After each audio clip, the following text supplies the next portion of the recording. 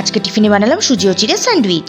লাগবে চিড়ে half cup, সুজি 1 কাপ, টক দই হাফ কাপ, আদা কাঁচা লঙ্কা, ইনো, আলু সিদ্ধ, পেঁয়াজ কুচি, ধনেপাতা কুচি, ক্যাপসিকাম কুচি, চিনি, নুন, হলুদ গুঁড়ো, ধনে গুঁড়ো, জিরে গুঁড়ো, লঙ্কা কুচি, চিলি ফ্লেক্স, টমেটো সস, লেবু, গরম মশলা, চাট মশলা, কাশ্মীরি লঙ্কার গুঁড়ো ও সাদা তেল। প্রথমে মিক্সিং জারে ধুয়ে রাখা চিড়ে, সুজি, টক দই, আদা ও কাঁচা লঙ্কা দিয়ে পেস্ট বানিয়ে দুটো বলে ঢেলে দিলাম। এবার কড়াইতে তেল গরম করে পেঁয়াজ কুচি, ক্যাপসিকাম কুচি, লঙ্কা কুচি, হলুদ ও নুন দিয়ে ভেজে নিলাম। এবার আলু সিদ্ধ সমস্ত মশলা দিয়ে নেড়েচেড়ে মিশিয়ে নিয়ে দিলাম লেবুর রস। এবার নেড়েচেড়ে নিলেই রেডি আলুর পুর। এবার অর্ধেকটা ব্যাটারে নুন, হাফ ইনো, সামান্য জল দিয়ে ভালো করে মিশিয়ে নিয়ে একটা তেল মাখানো থালায় ব্যাটারটা ঢেলে দিলাম। এবার কড়াইতে জল গরম করে 15 মিনিটের জন্য এটাকে ভাপিয়ে নেব। 15 মিনিট বাদে এটাকে ঠান্ডা করে উপরে সস মাখিয়ে আলুর পুর দিয়ে একটা লেয়ার বানিয়ে নিলাম। বাকি ব্যাটারে নুন, ইনো, জল দিয়ে মিশিয়ে নিয়ে আলুর পুরের উপর ঢেলে স্প্রেড করে দিলাম। এটাকে আরো 15 মিনিট ভাপিয়ে নিলাম। এবার এটাকে নামিয়ে ঠান্ডা করে নিলাম। এবার এটাকে স্যান্ডউইচের মতো পিস করে কেটে নিলাম। এবার প্যানে তেল দিয়ে 2 পিঠ ভেজে নিলাম। ব্যাস তৈরি হয়ে গেল মজাদার ও সুস্বাদু স্যান্ডউইচ।